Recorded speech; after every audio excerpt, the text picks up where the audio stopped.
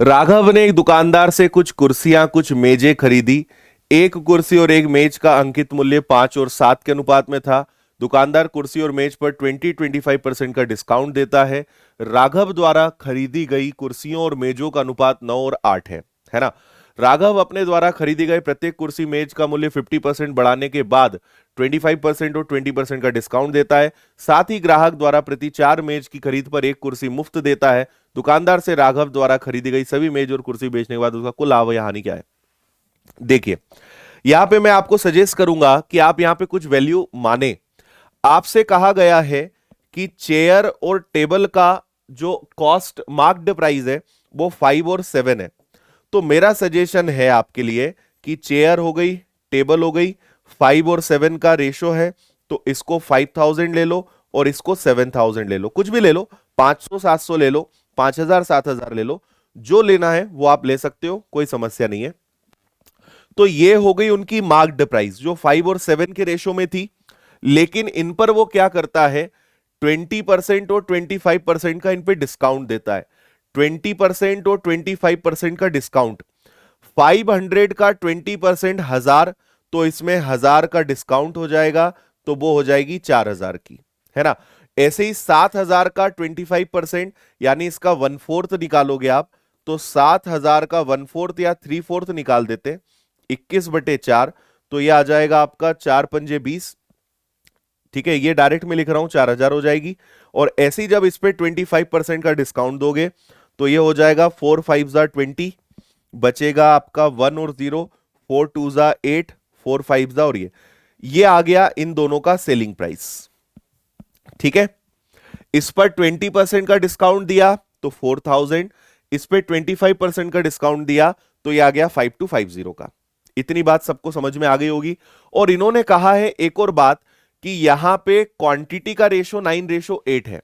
Quantity का ratio कितना है, 9:8 है, यानी वो 9 चेयर्स खरीदता है और 8 टेबल्स खरीदता है। तो बात समझना, चेयर कितने की उसको पड़ी, 4000 की, कितनी लेकर आया वो, चेयर लेकर आया 9, और टेबल कितने की है, 5250 की, और ये कितनी लेकर आया 8, तो ये हो गया 36,000। और इसको अगर सॉल्व करोगे तो 0, 8 5 जा 40 का 0, 16 और 4 फिर से 0, कैरी हो जाएगा 2, 40 और 2 42, ये आ गया 42। और इन दोनों को अगर जोड़ देंगे तो 78,000 आ जाएगा। मतलब उसने 78,000 में टोटल चीजें खरीद के आया। सिर्फ सुनते जाना, एक बार आराम से समझ में आएगा। राघव जी क्या कर रहे हैं कि ये कहीं से कुछ चेयर्स और टेबल खरीद के ला रहे हैं और फिर इसको बेचेंगे। ठीक है, उन्होंने खरीदा किस रेशो में, 5 और 7 में, तो हमने 5000 और 7000 वैल्यू एज्यूम कर ली। 20% का डिस्काउंट देंगे 4000, 25% का डिस्काउंट देंगे 5250, और क्वांटिटी का रेशो भी गिवन है कि उसने 9:8 में खरीदा, तो 9 चेयर्स खरीदी और 8 टेबल्स खरीदे, तो उसने टोटल कितने का सामान खरीदा, 78,000 में। ये तो उसने खरीदा। अब बात करते हैं बेचने की, है ना। इसको अब जरा ध्यान से समझना। अब वो क्या करता है, इसके बाद वो क्या करता है कि राघव अपने द्वारा हर चेयर और मेज का प्राइस 50% बढ़ाता है। पहले तो वो इनका प्राइस 50% बढ़ाएगा। तो देखो, चेयर का प्राइस 50% बढ़ाएगा, तो 4000 की चेयर थी, और टेबल कितने का था, टेबल 5250 का था। इसका 50% होता है 2000, यानी अब प्राइस कितना कर दिया उसने, 6000 कर दिया। भाई वो तो 4000 में तो खरीद के लाया ना, अब वो 6000 में बेचने का कहेगा। इसका 50% कितना हो जाएगा, तो इसका 50% हो जाएगा 2 2 जा 4, 2 6 जा, फिर 2 2 जा और 2 5 जा, और ये दोनों जब जुड़ेंगे तो ये बनेगा आपका 7 5। ठीक है, ये हो जाएगा 7 5, 6 और 2 8, 5 और 2 7, 7875 का ये वाला इसका प्राइस हो जाएगा। ठीक है, इतनी बात समझ गए। चलो, ये बात हो गई। या आप एक काम और कर सकते थे कि डायरेक्ट इसका 150% निकाल देते और आप डायरेक्ट इसका भी 150% निकाल देते, तब भी आपका आंसर सेम ही आता। ये हो गया मार्क्ड प्राइस। लेकिन राघव क्या करता है, पहले प्राइस 50% बढ़ाता है, दोनों का प्राइस 50% बढ़ाता है, और उसके बाद 25% और 20% का डिस्काउंट देता है ना, 25% और 20% का डिस्काउंट देता है, तो इस पे 25% का डिस्काउंट देगा और इस पे 20% का डिस्काउंट देगा। आ रही बात समझ में?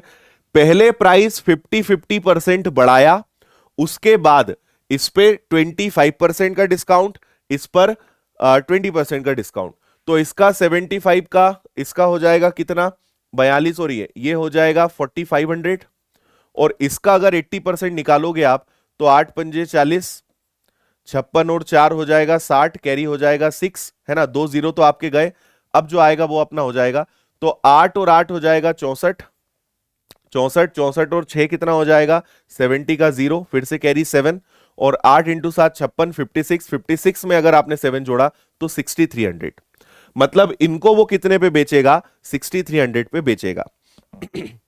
साथ ही साथ एक और स्कीम लगा रहा है, देखो क्या करा, 4000 की चेयर थी, उसका प्राइस 50% बढ़ाया, 5250 का टेबल था, उसका प्राइस 50% बढ़ाया, चेयर पे 25% का डिस्काउंट दिया, टेबल पर 20% का डिस्काउंट दिया, मतलब फाइनली जो सेलिंग प्राइस है वो ये आ गया, चेयर का सेलिंग प्राइस 4500 है और टेबल का सेलिंग प्राइस 6300 है।